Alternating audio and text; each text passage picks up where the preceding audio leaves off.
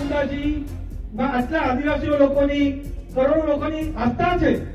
આપણે દરેક જગ્યા ભગવાન બિરસા મુંડાજીની પૂજા કરીએ છીએ, ભગવાન બિરસા મુંડાજીની મૂર્તિ લગાડીએ છીએ.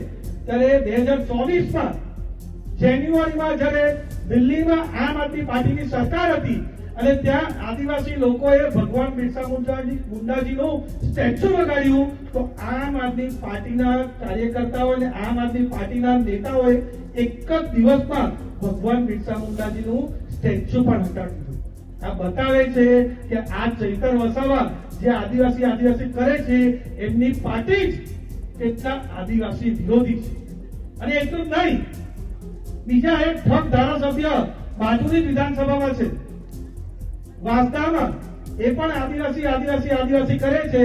એમણે પણ જ્યારે રાષ્ટ્રપતિની ચૂંટણી હતી ત્યારે આદિવાસી રાષ્ટ્રપતિના વિરુદ્ધ વોટ કરવાનું કામ આ વાંસદાના ઠગ ધારાસભ્યએ ત્યારે એમણે કર્યું હતું.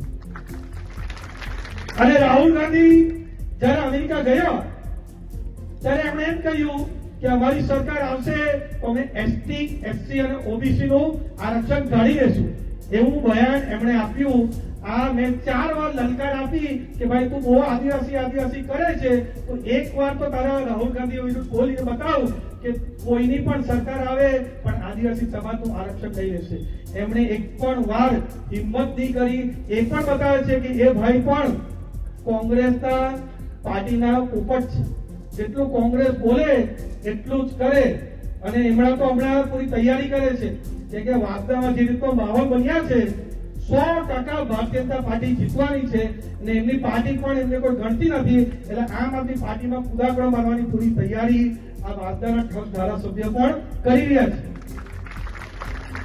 અને જ્યારે આ બંધાઓ આદિવાસી કરે છે કે અમારા આદિવાસી સમાજમાં કોઈ પણ જાતનો અન્યાય થાય, કોઈ પણ જાતનું અહિત થાય તો અમે સૌથી પહેલા ઉમરગામથી અંબાજી પહોંચી છીએ.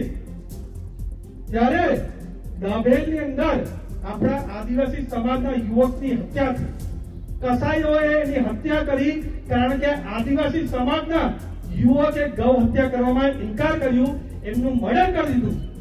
ત્યારે અમે પોતે બધા જ અમારા ભારતીય જનતા પાર્ટીના કાર્યકર્તા, હું પોતે પણ અંતિમ યાત્રામાં સામેલ થયો અને કાન પણ આપી અને પૂરો ન્યાય અપાવવાનું કામ અમારી ભારતીય જનતા પાર્ટીની સરકારે કર્યું. અને હું નરેશભાઈની પણ તારીફ કરવા માંગુ છું. નરેશભાઈએ આદિજાતિ મંત્રી તરીકે ડાયરેક્ટ કોઈ પણ જાતના આ જે રીતે કોંગ્રેસ વાળા પાકા ફોજદારી કરે છે, આમ આદમી પાર્ટી વાળા પાકા ફોજદારી કરે છે, નરેશભાઈ પોતાનું કામ કરી ડાયરેક્ટ ડીબીટીના માધ્યમથી એ મહિલા પીડિતના ખાતામાં પૈસા આવી ગયા. એ કામ આપણા નરેશભાઈ કર્યું. એમના માટે પણ ખૂબ ખૂબ તાળીઓ કાઢીને આપણે સ્વાગત કરીએ. એ કામનું કામ આપણે કરીએ.